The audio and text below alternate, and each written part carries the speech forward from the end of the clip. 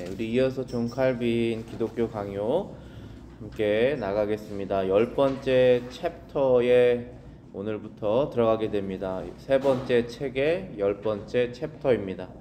제목은 현세의 생활과 그 도구들을 사용하는 법입니다.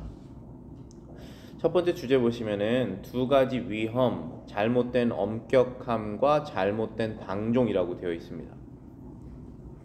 우리가 살아가려면 사는데 필요한 여러 가지 도구들도 이용해야 하고 필요보다는 즐거움에 도움되는 듯한 것들도 피할 수 없다. 자, 이렇게 두 개를 얘기하고 있습니다. 우리가 살아가는데 필요한 것들이 뭐가 있을까요? 의식주 이렇게 얘기하죠. 옷도 있어야 되고 음식도 있어야 되고 집도 있어야 됩니다. 이것은 없으면 안 되기 때문에 필요한 것입니다. 그런데 우리가 즐거움에 도움이 되는 것들이 뭐가 있을까요? 음식도 빵과 쌀과 물 빼고는 우리의 즐거움을 주는 여러 가지 다양한 음식들이 있죠. 옷도 딱 뭐 단벌 한 벌보다는 여러 가지 우리 즐거움을 주는 옷들이 있죠. 그래서 그것들을 피할 수 없다라는 표현을 칼빈이 썼는데, 우리가 필요한 것만 딱 정해서 이거는 필요한 거고 이거는 내가 갖고 싶은 거고 이걸 딱 잘라가지고 그렇게 하기도 어렵고, 필요한 것만 가지고도 그것만 가지고도 살기는 어렵다. 왜냐하면은 필요 이상의 것들을 우리가 즐거움으로 누릴 수 있기 때문이다 라고 얘기를 하는 것입니다. 그래서 칼빈이 얘기하는 것은, 그러면은 필요한 것을 어떻게 써야 되고 즐거움을 위해서 우리에게 하나님께서 주시는 것을 어떠한 규칙을 가지고 사용해야 되는지 그 규칙을 얘기해보자 라고 얘기를 하는 거예요. 그게 오늘 주제입니다.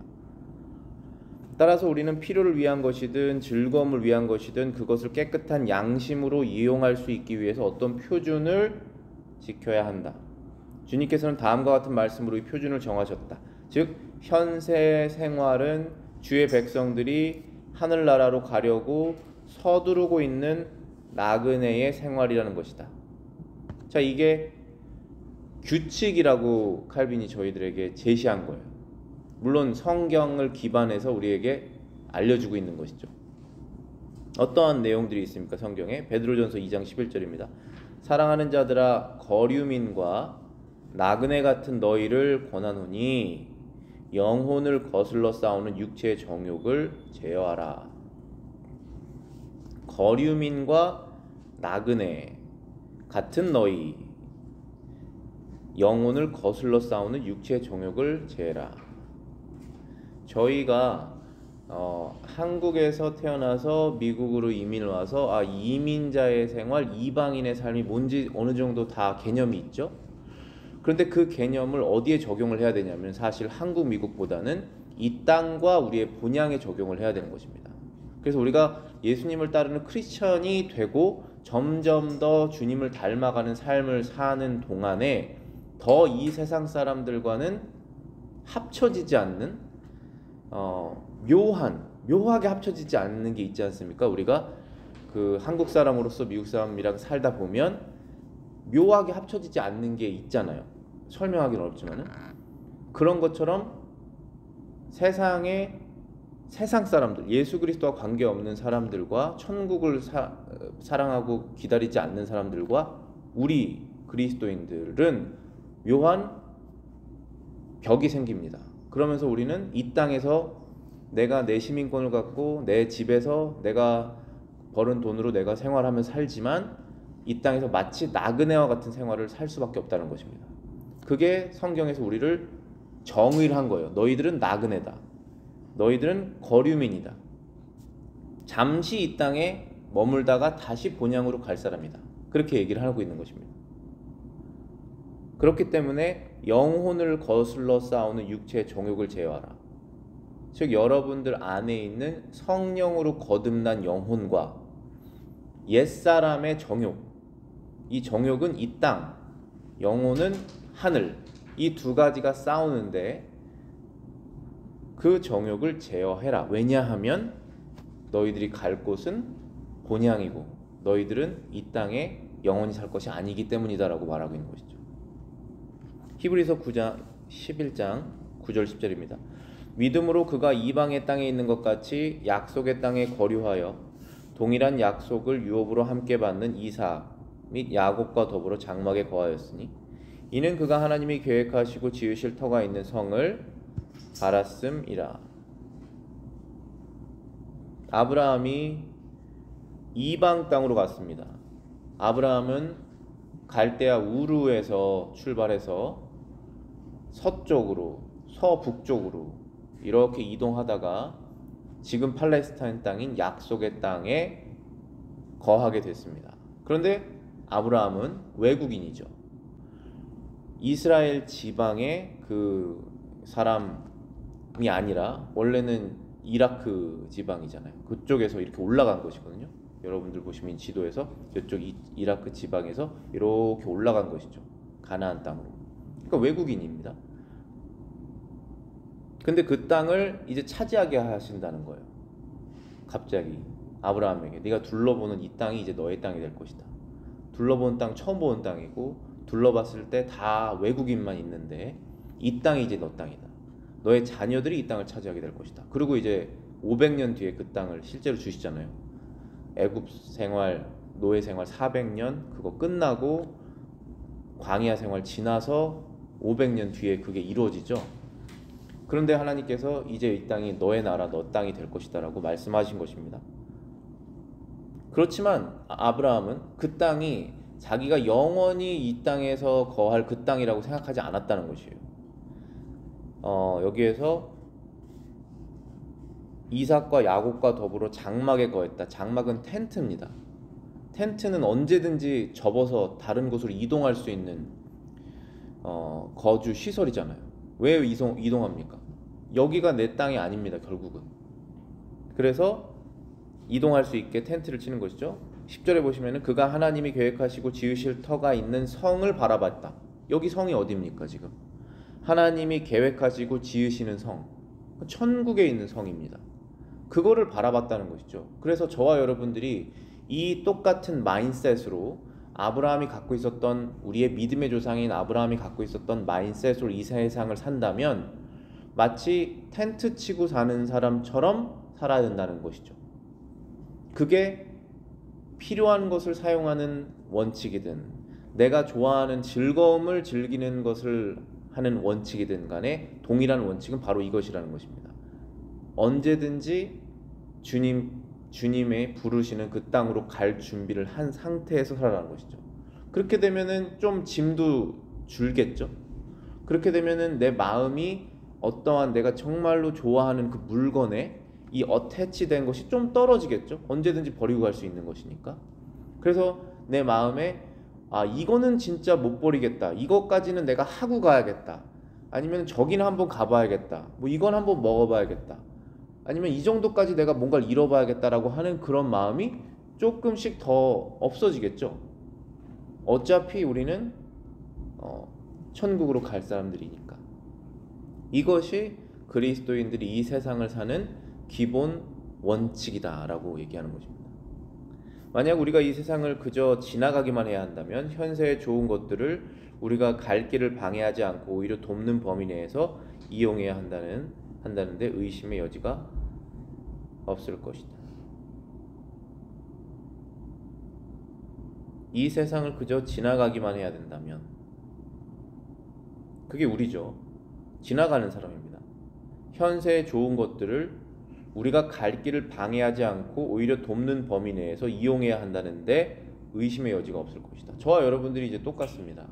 가지고 있는 그런 물질이나 아니면 명예나 지식이나 그 정도는 조금씩 다르겠지만은 우리는 똑같은 목적을 갖고 있어요. 그것은 이 세상을 지나가는 겁니다. 그러면 지나가려고 하는데 못 가게 방해하는 것들.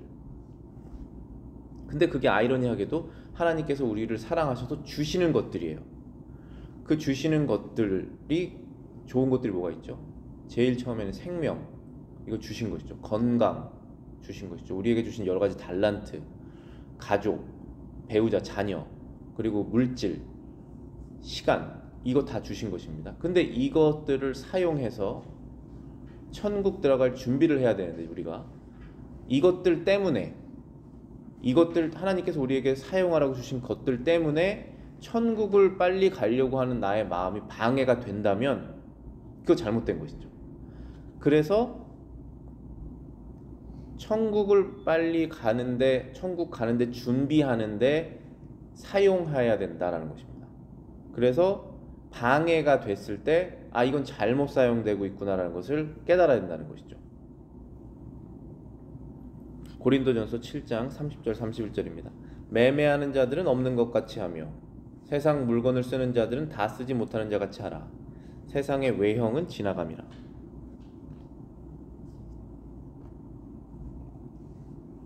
무슨 역설처럼 얘기를 하고 계시는데요.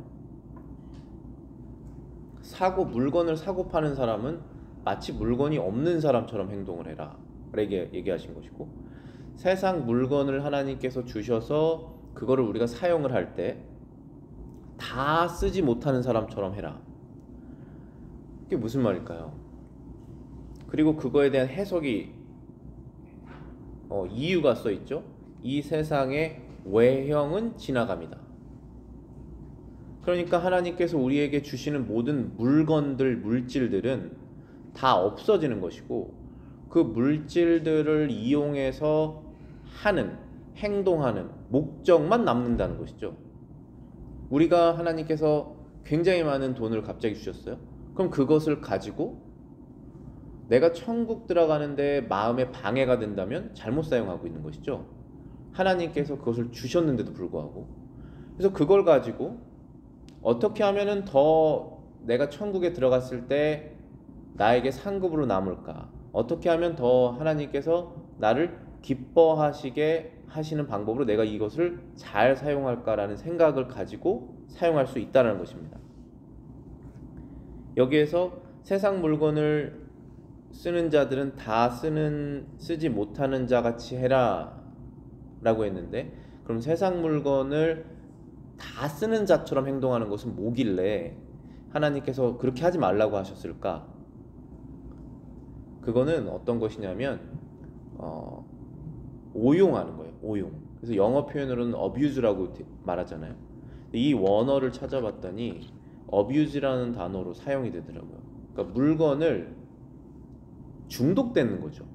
말하자면, 만약에 저한테 이 셀폰이 있는데 이거는 필요해서 사용하는 걸까요? 아니면 제가 즐거워서 사용하는 걸까요? 두 가지 미묘한 사이에 있습니다. 이게 왜냐면 제가 이것을 너무 이걸 내가 즐거워하는 마음이 붙어 있으니까 이거를 집에다 놓고 다녀야겠다. 그러면 전 전화를 못 받죠.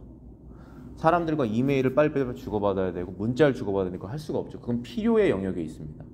그런데 그 필요의 영역에 있어서 갖고 다니는데 거기에 인터넷을 사용해서 제가 정보를 알아보고 뉴스를 보고 뭐 유튜브 비디오를 보고 하는 건 저의 즐거움에 포함되어 있는 것도 있지 않습니까? 그래서 이거를 가지고 물건을 쓰되 다 쓰는 사람처럼 행동하지 말라라는 것은 여기에 내 온 마음을 두지 말라라고 하는 것이죠. 왜냐하면 어차피 이것은 쓰고 버리는 물건이고 세상이 없어졌을 때 당연히 없어지는 것이고 그런 것이죠. 아니면 여자분들은 어떤 게 적용될까요? 아주 좋아하는 아름다운 옷이나 아니면은 주얼리나 이런 것이 있다고 해보세요. 아니면 또 뭐가 있을까요? 우리 집도 있을 수 있죠. 우리 집도 있을 수 있고 차도 있을 수 있고 다 있습니다. 그것을 다 쓰지 않는 사람처럼 행동해라라는 것입니다. 그것은 똑같은 적용이에요. 핸드폰하고 똑같이 적용되는 것입니다. 그것은 다 사라질 것이고 그거를 어떻게 사용하는지, 무엇을 위해 사용하는지 그 목적과 결과만 남는다. 그것은 영원히 없어지지 않습니다.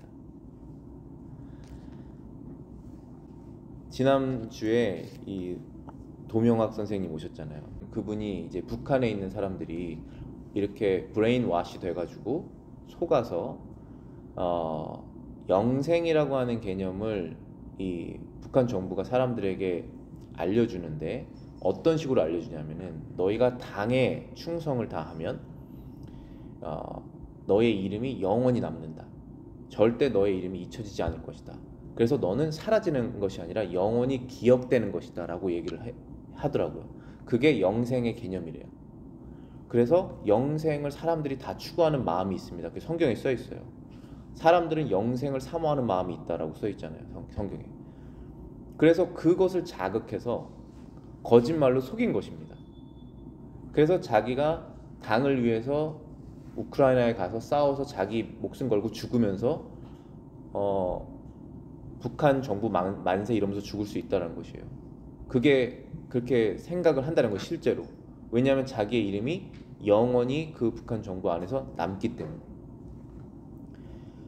그런데 그 개념이 어디서 나왔느냐? 성경에서 나온 것이죠. 저와 여러분들이 우리의 하나님을 사랑하는 사랑과 절대로 하나님 앞에서 다른 것을 타협하지 않으려고 하는 그런 정직함, 내 이 작은 것 하나라도 하나님 앞에 드려야겠다라고 하는 그런 마음으로 여러분의 마치 삶이 없는 거예요. 그리고 여러분이 마치 나의 영혼을 다 거기에 쏟아부어 가지고 그렇게 사셨습니다. 그러면은 그게 남을까요? 그걸 누가 기억해 줄까요? 기억해 주신다는 것이죠, 하나님께서.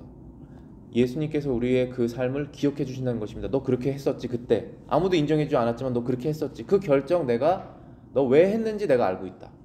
그렇게 빈디케이트 하실 거 아니겠습니까? 마지막에 그 정의를 드러내실 거 아니겠습니까? 그게 바로 북한 정부가 사람을 속이고 있는 개념이지만, 실제 성경에서는 하나님께서 우리에게 너희들 영원한 생명도 주고 너희들 영원한 명예도 내가 잊지 않을 것이다 라고 성경에서는 알려주고 계시는 것이죠. 그래서 우리는 원칙이 바로 이겁니다. 우리는 이 세상을 지나갈 사람이고 우리에게 주신 모든 것을 가지고 하나님 앞에서 정직하게 그분을 위해서 사용해야 된다 라는 것이 원칙이라는 것입니다. 그 다음 주제 보시겠습니다. 우리를 위해 여러 가지 선물을 창조하신 목적은 우리의 유익을 위해서이지 멸망을 위해서가 아니기 때문에 창조하시고 정하신 그 목적에 따라서 하나님의 선물을 사용한다면 그것은 옳은 것이다.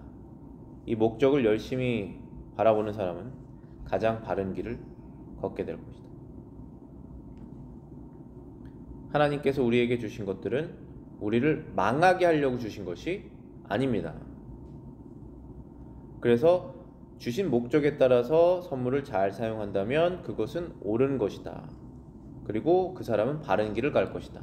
이 셀폰 다시 예를 들어보겠습니다. 하나님께서 저에게 이 셀폰을 주셨을 때 제가 이 셀폰을 선물 받았어요. 제가 돈 주고 사지 않았고. 그러면 하나님께서 더욱더 이것이 내가 너에게 준 것이다 라고 증명하시는 것인데, 여러분이 돈 주고 사셔도 선물하신 것입니다, 하나님께서. 그런데 이것을 가지고 제가 망할 수 있습니다. 그렇죠. 이것을 가지고 제가 망할 수 있는 것이에요. 굉장히 큰 돈을 여러분이 주셨어요, 하나님께서. 그거 가지고 그 사람 망할 수 있습니다. 그런데 하나님께서 망하라고 주신 것이 아니다라는 것을 기억해야 되는 것이죠.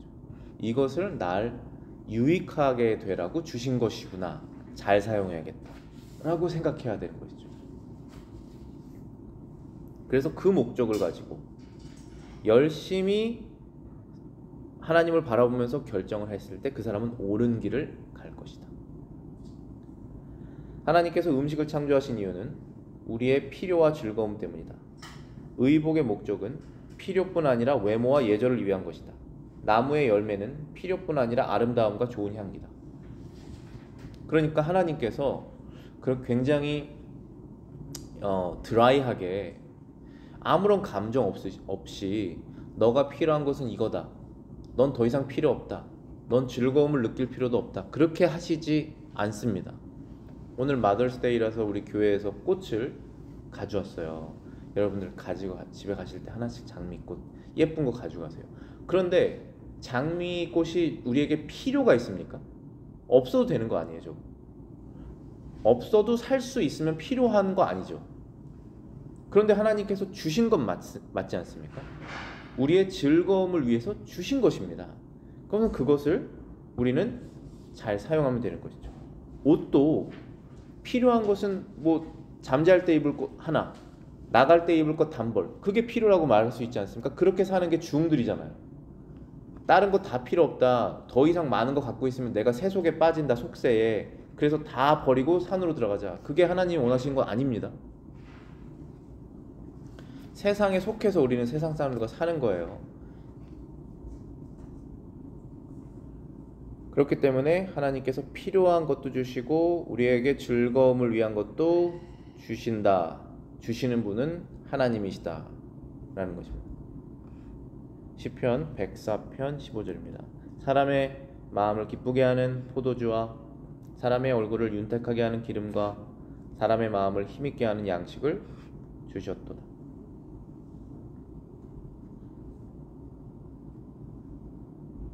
포도주 그리고 고기 여러 양식들 그것을 우리에게 즐거움을 위해서 주셨다는 것입니다. 필요 이상의 것들을 주신 것이에요. 즐거움을 누리라고. 그게 하나님의 사랑입니다.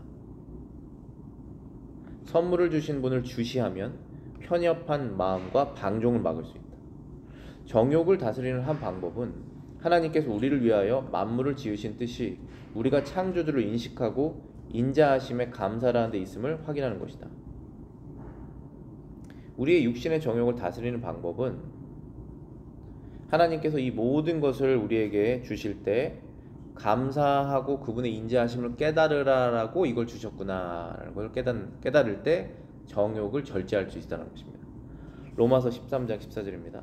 오직 주 예수 그리스도로 옷 입고 정욕을 위하여 육신의 일을 도모하지 말라.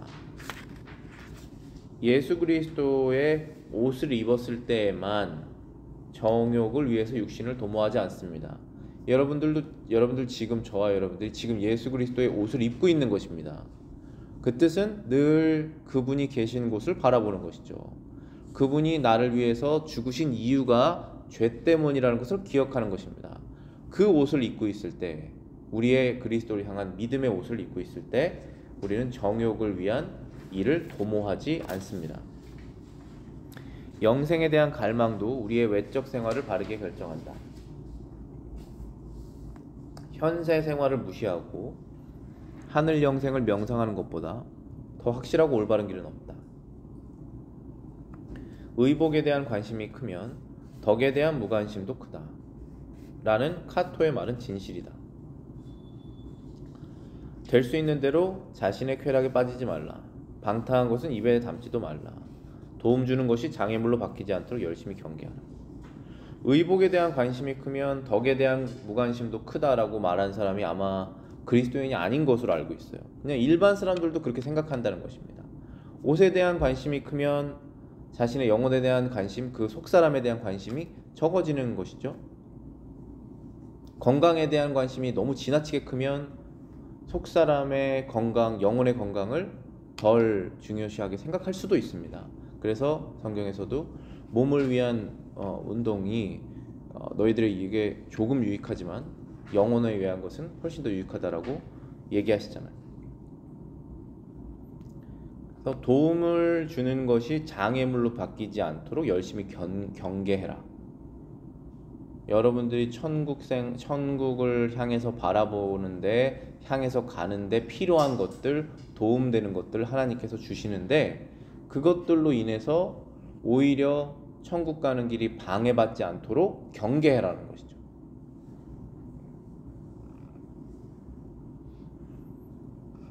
검약과 위탁된 지상의 소유들. 궁핍한 사람은 물질에 대한 지나친 욕망으로 고통받지 않기 위해서 없이 지내며 인내하는 법을 배워야 한다. 이 절제의 법칙을 지킨다면 그들은 주님의 학교에서 상당한 진전을 할 것이다. 그러니까 칼빈이 그 주님의 학교라는 말을 자주 사용하는데, 우리가 성경 말씀을 통해서 예수님께서 우리의 선생님이 되셔서 어떻게 하면 하나님께서 기뻐하시는 사람으로 되는지 우리가 배우는 그 배움의 단계에 있다고 얘기를 하는 것이죠. 그게 주님의 학교라는 거예요. 근데 주님의 학교에서 어떤 사람은 10년 배웠는데 계속 1학년에 있고, 어떤 사람은 5년 배웠는데 3학년, 4학년으로 진급할 수 있지 않겠습니까? 그 진급하는 비밀이 바로 이것이다. 그 중에 여러 가지 비밀 중에 하나가 바로 이것이다 라고 얘기를 하는 것입니다.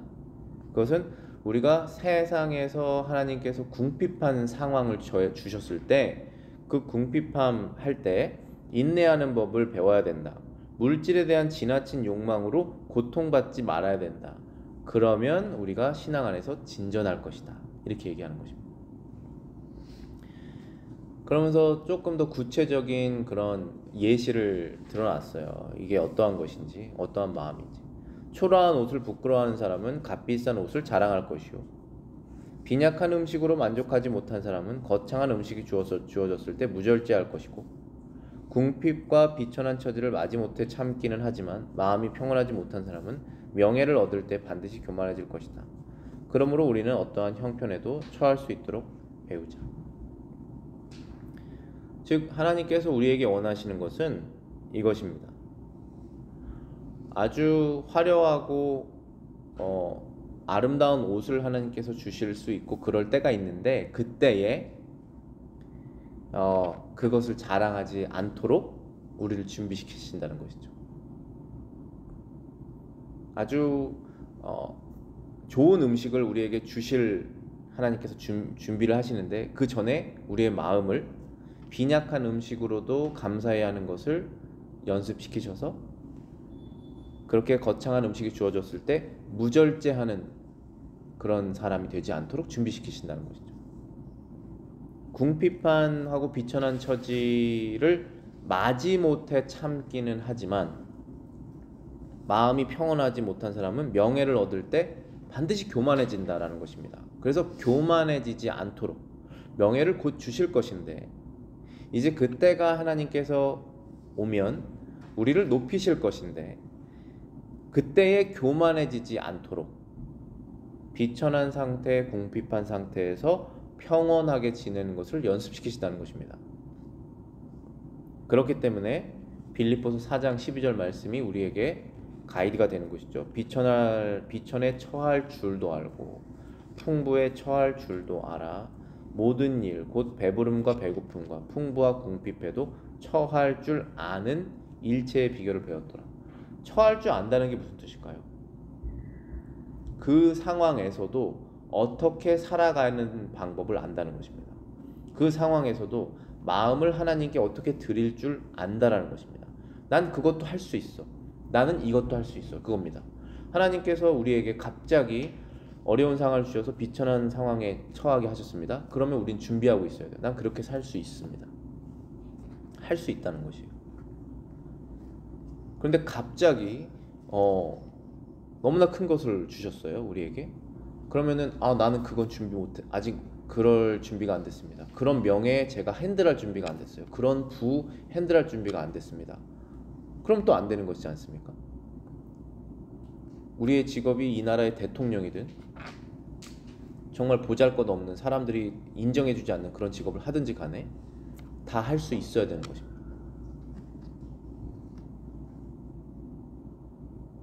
우리에게 주어진 것은 위탁된 것이고 언젠가 하나님께 결산보고해야 된다는 것을 기억하자. 위탁이라는 것은 잠깐 맡겼다는 것이죠. 성경에서는 청직이라는 단어를 쓰잖아요. 영어로는 스튜어드라고 그러죠. 갖고 있다가 다시 드리는 것입니다. 그 드릴 때 더 많이 드려야죠.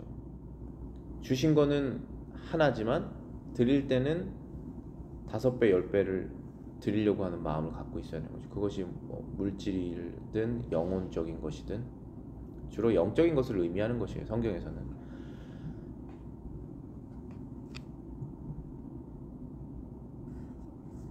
누가복음 16장 2절 주인이 그를 불러 이르되 내가 내게 대하여 들은 이 말이 어찌 됨이냐 내가 보던 일을 세마라 청지기 직무를 계속하지 못하리라 했다라는 것입니다.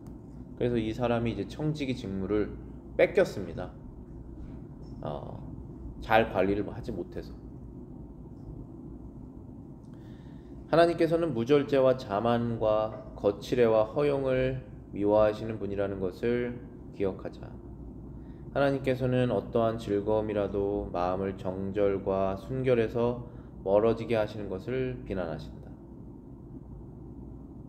하나님께서 어떠한 것을 미워하시고 어떠한 것을 기뻐하시는지 우리가 기억하자는 것입니다.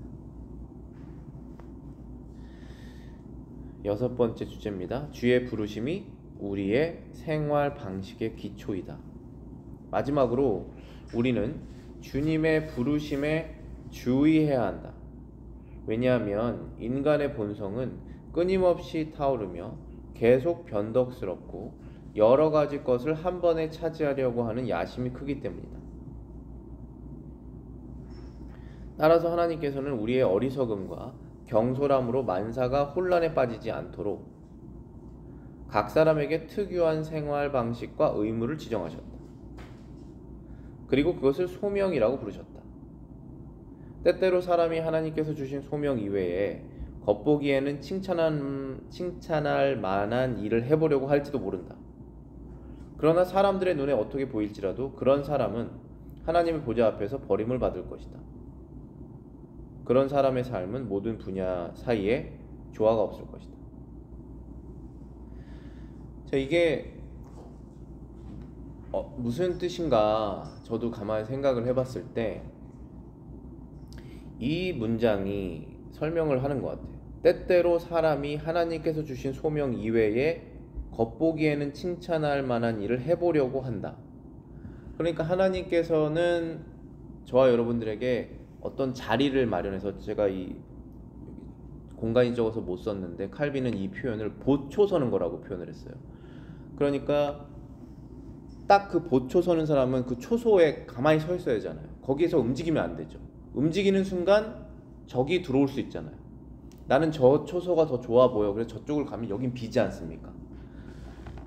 그런 표현을 썼어요. 그래서 저와 여러분들에게 하나님께서 너는 그것을 해라, 너는 거기 있어라, 지금은 그게 좋다 라고 정해주신 장소가 있는데, 사람이 다른 사람이 보기에 저기서 하는 게 더 좋아 보여, 나도 좀 좋아 보이고 다른 사람들도 저렇게 했을 때 아 진짜 대단한 거 하네, 이런 식으로 유혹이 된다는 것이에요.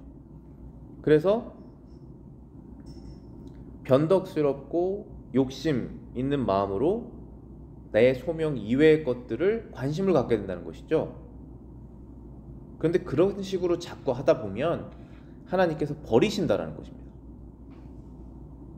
분명히 여기 표현은 우리 영혼이 하나님께 버림받는다라는 것은 아닐 거예요. 왜냐하면 하나님께서 선택하시면 끝까지 버리시지 않으니까. 근데 만약에 어떤 사람이 계속 그런 식으로 행동을 한다면 선택받지 않을 수도 있는 거 아니겠습니까? 그 사람이 계속 하나님께서 정해주신 건 이건데 순간에 이걸 하고, 또 이건데 순간에 이걸 하고, 그래서 그 자리에서 떠나 있어요. 제대로 하는 게 없습니다. 하나님께서 맡겨주신 것을. 그러면은 그것은 하나님께서 버리셨다라고 하는 증거가 될 수 있다라고 이해할 수 있습니다. 그러한 사람의 삶은 모든 분야 사이에 조화가 없다. 지도자는 그의 직무를, 가장은 자신의 의무를, 각자의 생활에서 겪는 고통과 근심과 권태와 불안을 하나님의 소명으로 확신하고 참고 견딜 것이다. 아무리 보잘것없고 천한 일이라도 그것이 소명임을 알고 순종한다면 하나님 앞에서 그의 일이 빛날 것이며 매우 귀중한 것으로 인정받을 것이다. 우리가 똑같은 일을 계속하다 보면 권태, 불안, 고통, 근심이 있을 수 있죠. 그런데 그것을 참고 견디게 하는 힘은 이것은 나에게 주신 소명이구나, 하나님께서 나에게 주신 것이구나, 나는 이것을 지금 해야 되는구나 라고 하는 마음을 갖고 있을 때 그러한 모든 감정들을 견딜 수 있다는 것입니다. 아무리 보잘것없고 천한 것이라도 그것을 소명으로 알고 잠잠히 순종을 할 때 사람들은 그것을 인정해 주지 않아도 하나님 앞에서 그 일이 빛날 것이다. 여기서 빛나란다는 표현이 저는 너무 좋은데, 불을 꺼봐야지 해가 져봐야지 별이 빛나는 것처럼 다니엘서에 보면은 사람이 그 빛나는 그 수준이 다 다르다는 표현을 쓰고 있어요. 그래서 저와 여러분들이 이 땅에서 한 일이 분명히 천국에서 빛나게 될 것인데 그 빛남의 정도가 전 다르다고 믿습니다. 그게 정당한 것이라고 생각해요. 물론 빛난다고 뭐 화나는 사람도 없겠지만 천국에서는 분명히 다르게 빛날 것이라고 저는 믿습니다. 그래서 그 방법은 이 세상에서 기준으로 결정되지 않고 하나님께서 그 사람을 어떻게 보시느냐에 따라서 결정된다는 것입니다. 그래서 그 기준을 가지시고 여러분들이 가지고 있는 모든 것들을 가지고 하나님께서 선물로 주신 것들을 다 가지고 그 기준을 가지고 사용하셔야 한다는 것입니다. 기도하겠습니다.